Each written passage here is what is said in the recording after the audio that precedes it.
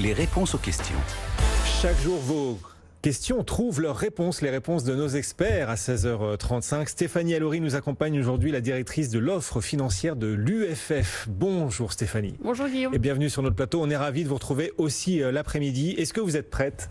J'espère. Allez, on va y aller, on va se jeter à l'eau avec cette première question d'Alexia qui attend votre réponse. Ma sœur, nous dit Alexia, ma sœur me dit qu'elle a souscrit un PERIN, donc un plan d'épargne retraite individuel pour son fils de 12 ans. Cela m'étonne. Quel est l'intérêt? Et puis-je faire également une opération comme celle-là, souscrire un PERIN pour ma fille mineure de 10 ans?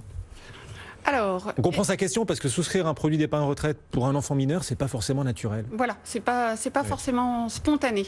Donc en effet, ce qu'on peut dire à Alexia, c'est que rien n'empêche la souscription d'un PERIN pour un enfant mineur. Parce que les textes ne prévoient pas de contraintes en âge minimum. Donc si Alexia décide de faire un PERIN pour son fils, à ce moment-là, elle bénéficiera de la déduction fiscale pour son foyer fiscal dans la limite de 10% d'impasse pour quelqu'un qui ne travaille pas, soit un peu plus de 4 000 €.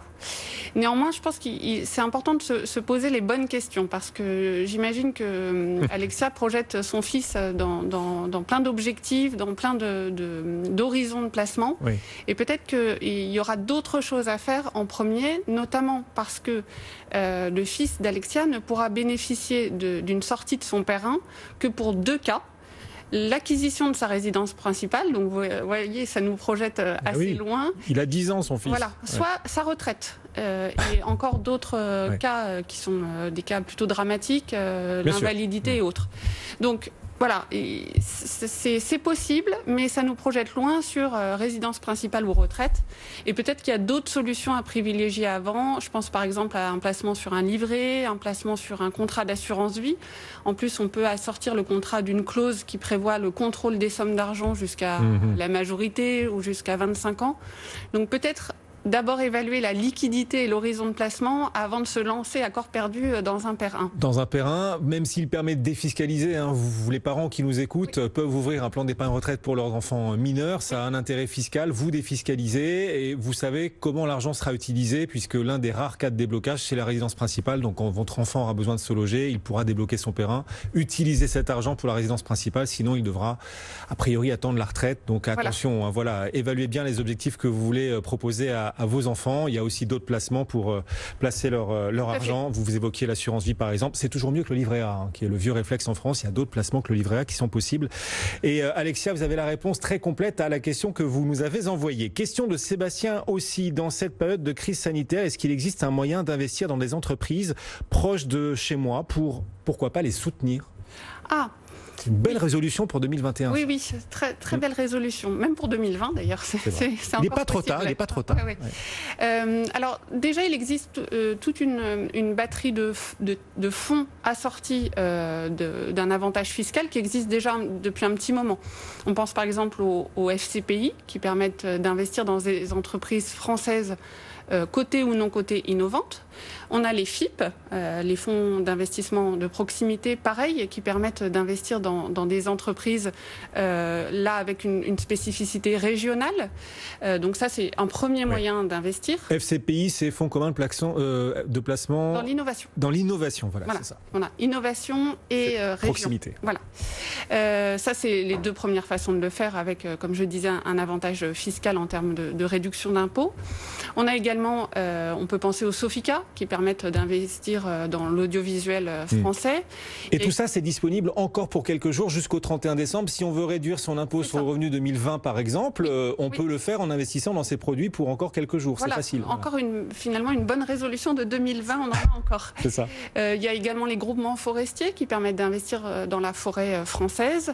Et puis, il y a d'autres petites niches de produits qui permettent par exemple d'investir dans l'hôtellerie, je pense au FPCI. Donc on a déjà toute une batterie de typologies de fonds qui permettent de répondre à cela pour soutenir en effet les entreprises proches de nous.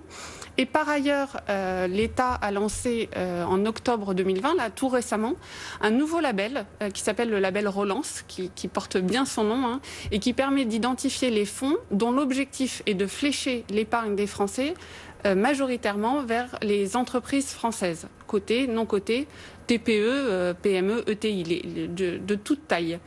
Donc ce label, il permet d'identifier ces fonds. La contrainte, c'est d'être investi à minimum dans 30% d'investissements françaises. D'accord. Et il faut également appliquer des filtres ESG. Donc les entreprises répondent à un cahier des charges sur l'environnement, le social et la gouvernance. Voilà, c'est ça. Il s'agit de soutenir l'économie.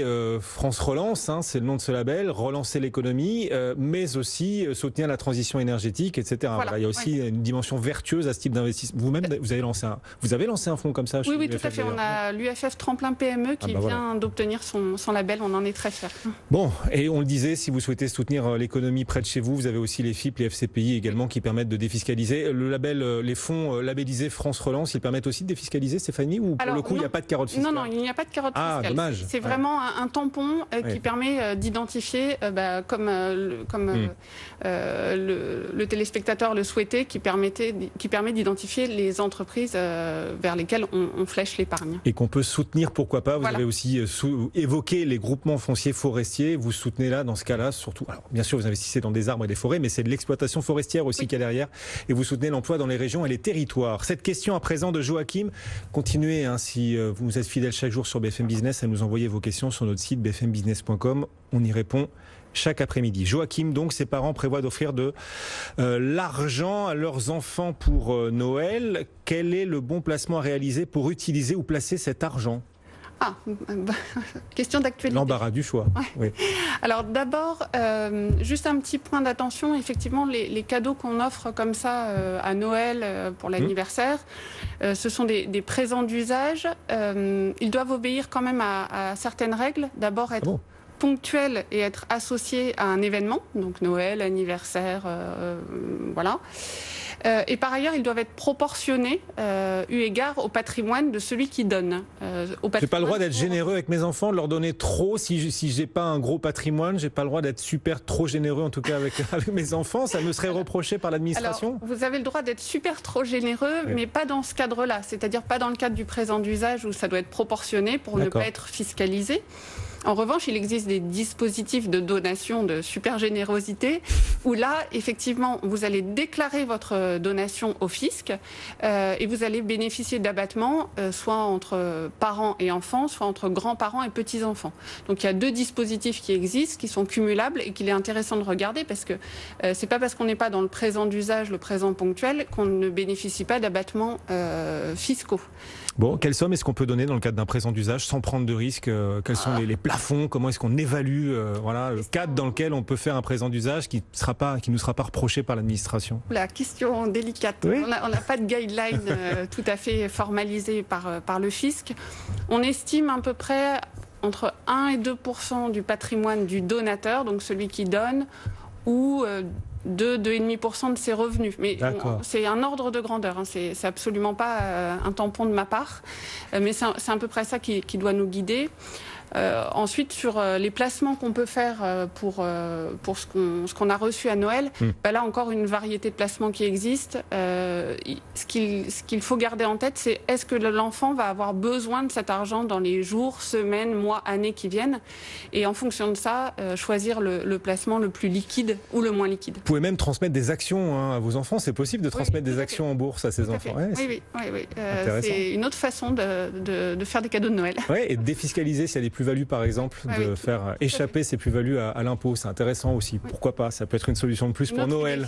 Une autre idée. Exactement. Merci beaucoup Stéphanie Allory, la directrice de l'offre financière de l'UFF qui nous accompagnait aujourd'hui. Chaque jour, on répond donc à vos questions sur l'ensemble de vos placements. Il est 16h47, le CAC gagne 1,2% en ce moment.